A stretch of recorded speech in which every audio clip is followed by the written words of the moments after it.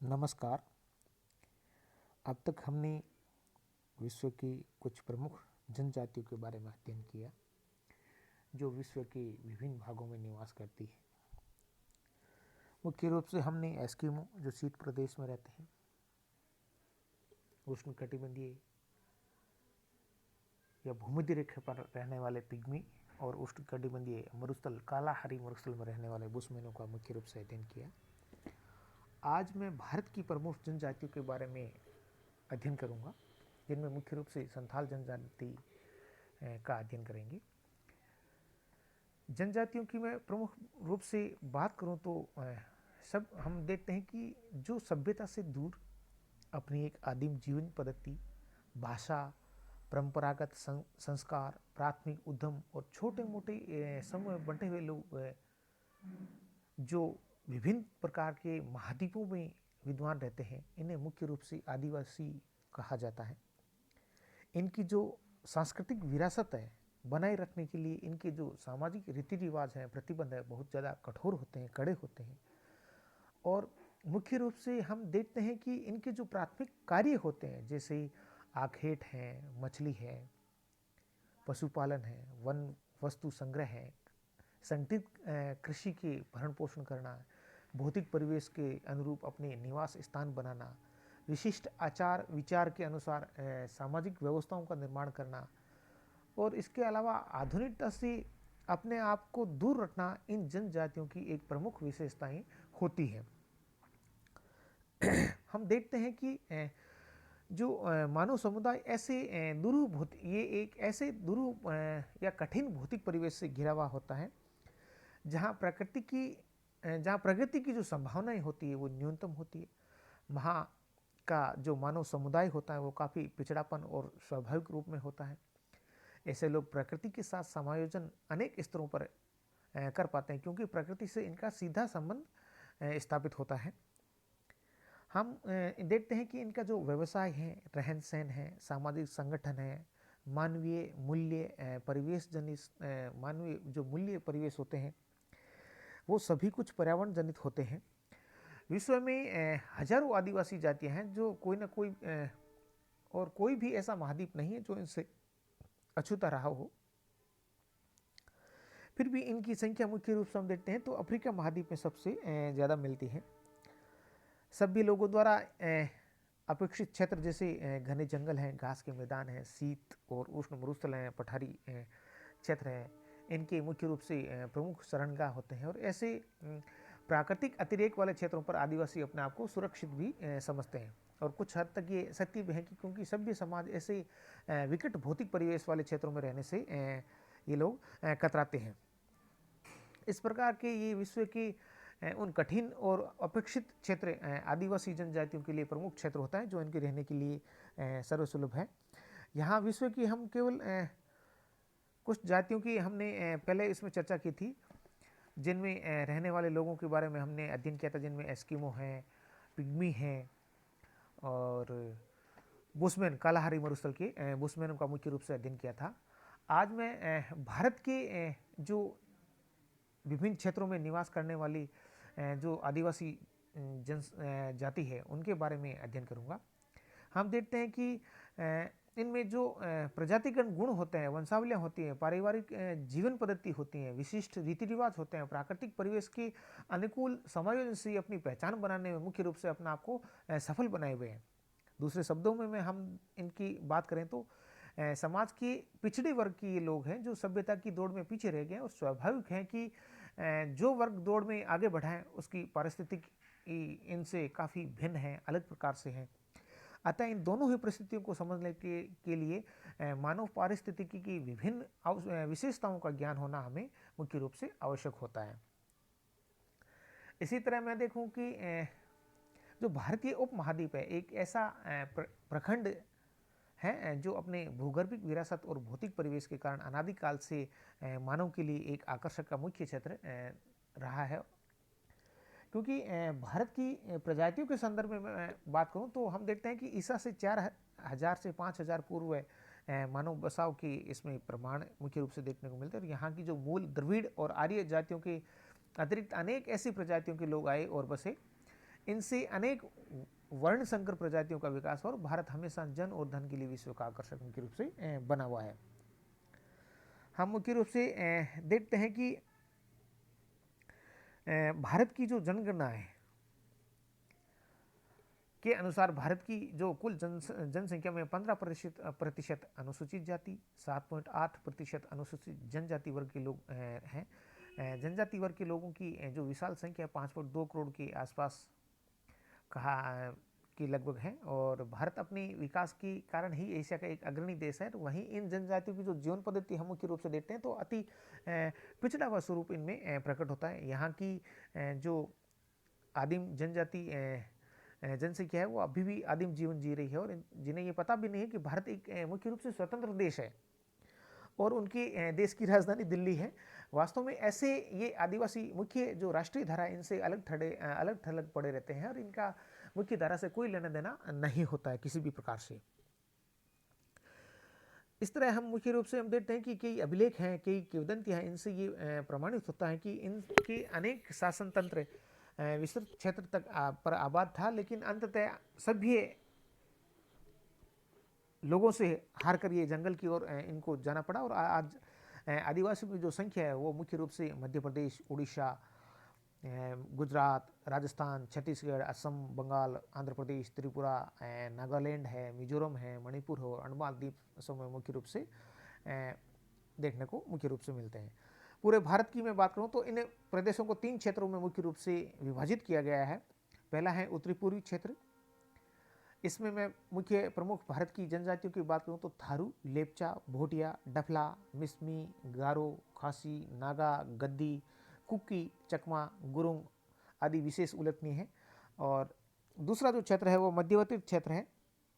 इसकी मैं बात करूं तो इसमें गोड़, भील, संथाल, उराव, मुंडा, हो, कांध, खरिया, बेगा सावरा, गदब, बोंदा आदि विशेष उल्लेखनीय जनजातियां हैं जो यहाँ निवास करती है। तीसरा जो प्रमुख क्षेत्र है वो दक्षिणी क्षेत्र है जिसमें मुख्य रूप से टोडा, पनियन, कादर, चेचू, कोरवन, अंडमानी जरवा, निकोबारी, सेंटिनेली, ओग और सोपन मुख्य जनजातियां हैं जो दक्षिणी क्षेत्र में मुख्य रूप से भारत की निवास करती है। इसके अलावा भी भारत में अनेक आदिवासी जातियां हैं जिन्हें जनजातियों के नाम से संबोधित किया जाता है, जैसे जुआंग है, कोया है, मिनिकोय है, होडमगो है, बेगा, गढ़वा, चेचू, कोल, कोरवा, कुकी, कुल्लू, मेथे, खासी हैं, चकमा हैं, खोंग, उराव, नागा, गोड़, संथाल, गारो, भील, अंडमानी, भोटिया और टोडा प्रमुख ऐसी जनजातियां हैं जो भारत के अनेक क्षेत्रों में मुख्य रूप से निवास करती है। अब मैं मुख्य रूप से बात करूं तो संथाल जनजाति के बारे में अध्ययन करना चाहूँगा।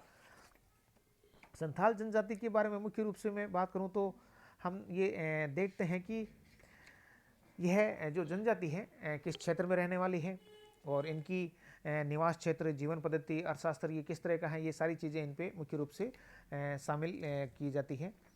संथाल जनजाति है जो ये मध्यवर्ती भारत की क्षेत्र की जनजाति मुख्य रूप से मानी जाती है। हम इनको देखते हैं कि जो संथाल जनजाति है ये परंपरावादी सामाजिक संगठन, हिंदू रीति रिवाज के अनुसार मृतक और शादी संस्कार और अनेक प्रकार के आर्थिक कार्यों के कारण अपनी जो पहचान है मुख्य रूप से बनाए हुए हैं। ये लोग हम देखते हैं कि कृषि, पशुपालन, वन वस्तु संग्रह, आखेट और अनेक आर्थिक कार्य करते हैं। श्रमिक के रूप में इनका मौसमी स्थानांतरण है दूर दराज के मैदानी भागों में होता है जहां ये कृषि और अन्य निर्माण कार्यों में काम करते हैं और पुनः अपने क्षेत्र में लौट आते हैं। इससे मुख्य रूप से हमें ये देखने को होता है कि इन्हें अपनी मिट्टी से बहुत लगाव होता है, ये अपने क्षेत्र को छोड़ना नहीं चाहते हैं और उसके साथ हमेशा रहना चाहते हैं। संथाल में मुख्य रूप से 12 गोत्रों में बटा हुआ है, जैसे हरडाक है, भरमू है, हेब्राई है, मारंडी, सरेन, टुंडू, बेसर, बास्के, बेडिंग, चारे और पेरिया, ये इस तरह के इनके गोत्र हैं। प्रत्येक गोत्र की अपनी अपनी परंपरा होती है और बहुधा गोत्र के लोग जो होते हैं वो एक गांव में मुख्य रूप से रहते हैं। अनुमानतः हम इनको देखते हैं कि संथाली की जो संख्या है 30 लाख से अधिक है, जिनमें अधिकांश झारखंड के संथाल परगना में मुख्य रूप से ये निवास करते हैं। अपने रूप, और भाषा से ये मलाया, जावा और इंडोनेशिया के आदिवासियों से मिलते जुलते हैं। और ऐसा कहा भी जाता है कि संथाल जाति के संथाल यहाँ की आदिवासी हैं और इनका रंग काला, औसत कद, सामान्य नाट नक्शा द्रविड़ जो प्रजाति है उसके काफ़ी निकट देखने को मुख्य रूप से मिलता है, जिन्हें कोल के नाम से भी जाना जाता है। ये शरीर से चुस्त और मन से बड़े भोले भाले होते हैं, सच्चे और सहिष्णु होते हैं, और यही कारण है कि ये मैदानी भागों में आसानी से खप जाते हैं और अपनी रोजी रोटी के लिए संथाल अधिक संख्या में बिहार, बंगाल, उत्तर प्रदेश और मध्य प्रदेश में स्थानांतरण करते हैं। इनका पूरा परिवार है जो साथ साथ मुख्य रूप से प्रवास करता है। अब मैं इनके निवास क्षेत्र की मुख्य रूप से बात करूं तो संथाल जनजाति के लोग बंगाल की वीरभूमि, उड़ीसा के कटक और झारखंड के पलामू, हजारीबाग, रांची और संथाल परगना आदि जनपदों में मुख्य रूप से ये निवास करते हैं। इनके निवास का जो प्रमुख क्षेत्र है झारखंड का संथाल परगना क्षेत्र है। इन्हीं के नाम पर इनका जनपद का नामकरण हुआ था। हम देखते हैं कि जो संथाल परगना रांची पठार का पूर्वी भाग है, जिसकी औसत ऊंचाई 200 से 250 मीटर के मध्य है, यह पठारी भाग उत्तर से दक्षिण में राजमहल की पहाड़ियों से मुख्य रूप से घिरा हुआ है।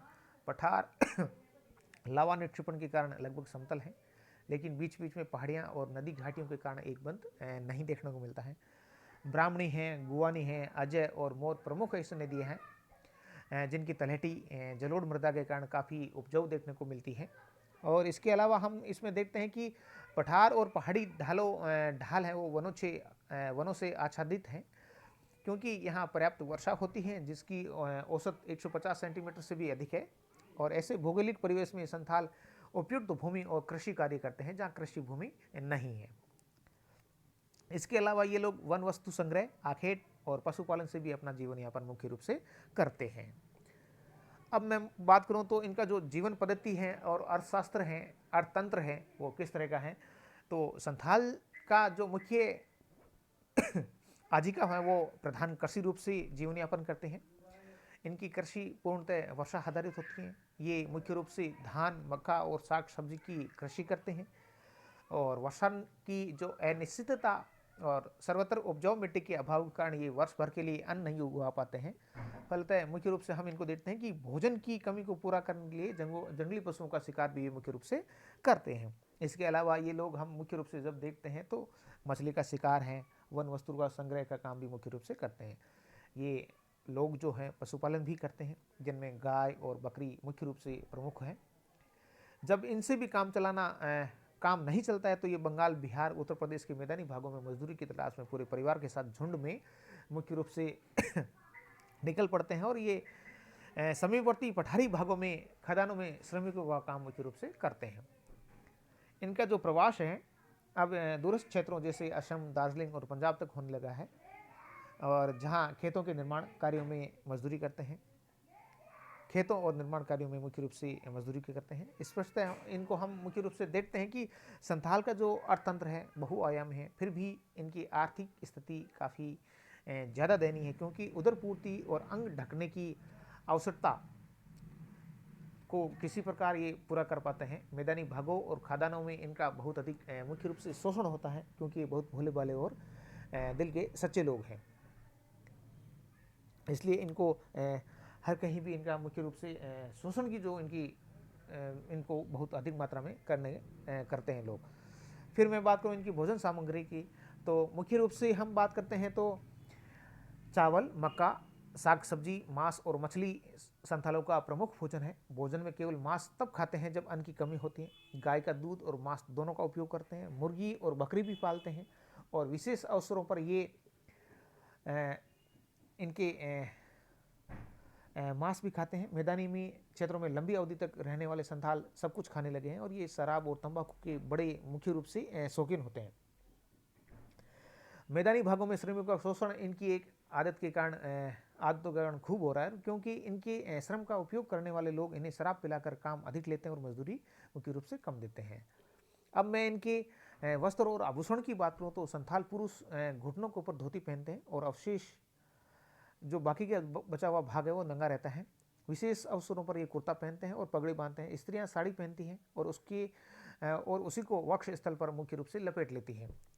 अब ब्लाउज और चोली का उपयोग भी ये लोग करने लगे हैं। ये पत्थर, मोती, मूंगा साधारण वस्तुओं के गहने भी पहनती है। इनके गृह और बस्ती की मैं बात करूँ तो संथाल का जो घर होता है वो पत्थर का, मिट्टी का, लकड़ी और बांस है, फूस का मुख्य रूप से बना हुआ होता है। घर की दीवारें बांस तथा पत्थर से निर्मित होती है और छाजन बांस, लकड़ी और फूस के होते हैं। कुछ क्षेत्रों में देखें तो खफरेल का ये प्रयोग भी करते हैं। घर का जो पूजा स्थल होता है उसको ये भीतरी भाग कहलाता है और जहाँ स्त्रियों का प्रवेश मुख्य रूप से वर्जित होता है। यहाँ एक गांव में जिसमें 100 से अधिक लगभग 200 घर होते हैं, एक ही वर्ग के लोग रहते हैं। इनकी बस्ती है जो स्थायी होती है। जल स्रोत और कृषि भूमि और सुरक्षा बस्ती स्थल के चुनाव के प्रमुख तत्व होते हैं, जिनकी ये इनके निवास करने के लिए मुख्य रूप से सहायक होते हैं। अब मैं इनके उपकरण और अस्त्रों की बात करूं तो संथाल अपनी जो सामाजिक विशिष्ट व्यवस्था और परंपरा के अनुसार मुख्य रूप से पहचाने जाते हैं। इनकी जो अधिकांश परंपराएं होती हैं वो मुख्य रूप से हिंदू व्यवस्था के अनुसार होती हैं और वन जीवन की सचेतनता भी इनमें कम नहीं है, क्योंकि सैगोत्री गांव के निवासी पूर्णतः प्रजातांत्रिक ढंग से सामाजिक कार्य करते हैं, जैसे मिलकर शिकार करना, गृह निर्माण करना, दूसरे की मदद करना, तत्पर रहना। इस तरह के इनके जो सामाजिक संगठन है वो मुख्य रूप से सहायक बना हुआ है। सामाजिक संगठन में मुख्य रूप से मैं देखता हूं, क्योंकि सैगोत्री शादी इनमें नहीं होती है, इसलिए शादी के लिए इनको दूसरे गांव जाना पड़ता है। इनमें यौन संबंध पर कोई कठोर प्रतिबंध नहीं होता है, लेकिन जिस लड़की से यौन संबंध हो जाता है उससे शादी करना अनिवार्य होता है। इसमें विवाह की कई प्रथाएं पाई जाती हैं, जैसे सामान्य विवाह या बफला प्रथा, जिसमें लड़के का पिता उपयुक्त लड़की की तलाश करता है और उपयुक्त वधू मिल जाने पर उसके पिता को रुपये या वस्त्र आदि का उपहार देकर शादी तय कर लेता है। घरदी जमाई प्रथा में लड़का लड़की के पिता के घर में रहकर अपने श्रम का परिचय देता हूँ, लड़की के पिता की स्वीकृति के बाद उपहार आदि देकर शादी कर देता है और अलग घर बनाकर उसमें रहने लगता है। इतुत प्रथा के अंतर्गत हम मुख्य रूप से देखते हैं कि कोई लड़का अपनी पसंद की लड़की के माथे में बलपूर्वक सिंदूर लगा देता है और दुगना कन्या मूल्य देकर शादी कर लेता है। एक अन्य प्रथा जो इनमें मुख्य रूप से देखने को मिलती है, नीर बेलोक के जो कोई लड़की अपने पसंद के लड़के के घर चावल से बनी शराब लेकर बैठ जाती है और किसी भी कीमत पर बाहर जाने के लिए तैयार नहीं होती है, तब वधू के रूप में उसे स्वीकार कर लिया जाता है। जब सैगोत्री लड़की किसी लड़के से गर्भवती हो जाती है तो उसकी शादी अन्य गोत्र में 2 बैल, 2 गाय या अन्य उपहार देकर की जाती है, जिसे किरीन जवाई पद्धति कहते हैं। किसी विधवा और विधुर के पुनर्विवाह को संगा कहते हैं, जिसमें विधवा अपनी सहेलियों के साथ पुरुष के घर जाती है और वहीं सिंदूर लगाकर शादी हो जाती है। इस तरह के इनके शादी और सामाजिक रिवाज हैं। इसके अलावा हम इनमें देखते हैं कि इनका जो ब्रहा सबसे बड़ा धार्मिक पर्व है जो मार्च में मनाया जाता है। इस अवसर पर ये देवताओं की पूजा अर्चना की जाती है, जिसमें और उनकी प्रसन्नता के लिए पशु बलि आदि चढ़ाई जाती है। इस अवसर पर नाच गाना और सामूहिक भोज का आयोजन होता है। 16वीं पर इनका दूसरा बड़ा त्यौहार आता है जो अक्टूबर माह में मनाया जाता है। इस अवसर पर मांस, शराब और नाच गाना रात भर चलता रहता है। फरवरी माह में मनाया जाने वाला उत्सव सक्राता, जो उनके शौर्य प्रदर्शन का उत्सव होता है। ये धनुष तीर चलाने और निपुणता प्रमाणित करने के लिए होते हैं। ये किसी भी विशेष धर्म के अन्वय नहीं है, क्योंकि हम इनको देखते हैं कि ये मुख्य रूप से प्रकृति पूजक है और अपने प्रमुख देवता मारनबुरु की प्रस्तर प्रतिमा बनाते हैं। गांव के मांझी धान में वृक्ष के नीचे इनकी प्रतिष्ठा की जाती है। इनकी ऐसी मान्यता हम लोग देखते हैं कि इनकी देवता गांव की रक्षा करेंगे, जिसमें गौ पूजा की प्रथा भी प्रचलित है। गाय को माँ कहते हैं। सोयाराम त्यौहार गौ पूजा त्यौहार के रूप में मनाया जाता है, जो शुभ लग्न में संपादित होता है और शाम को नाच गाना और सामूहिक भोज के साथ संपन्न होता है। संथाल हम मुख्य रूप से देखते हैं कि संयुक्त परिवार को पसंद करते हैं। घर का मुखिया के आदेशानुसार सारे कार्य किए जाते हैं। परिवार के बढ़ जाने पर भी आर्थिक कार्य सामूहिक मुख्य रूप से इनके बने हुए रहते हैं और ये साथ मिलकर कार्य करते हैं। इसके अलावा इनमें जीवन मरण का जो अवसर भी विशेष रूप से संपन्न होता है। बच्चे का जन्म और मुंडन उस उत्सव के साथ मनाया जाता है। ये मुर्दे को जलाते हैं और उनकी अस्थियां नदी में प्रवाहित करते हैं। मृतात्मा की शांति के लिए विभिन्न कर्मकांड भी करते हैं और संथाल और गोड़ों के रीति रिवाज में काफ़ी मेलजोल पाया जाता है, जिससे ये प्रकट होता है कि इन दोनों आदिम जीवन की परंपराओं की प्रधानता है। संथाल चूंकि कोल समूह के आदिवासी हैं अतः इनमें मुंडा, करवा, सवरा, उरांव, महिल और दहित उपजातियों के अनेक गुण पाए जाते हैं। वास्तव में कोल और भील जाति समूह की लंबी परंपरा है जिसके उल्लेख मुख्य रूप से रामायण में मिलते हैं। इस तरह से हम मुख्य रूप से इनको देखते हैं कि जो संथाल जाति है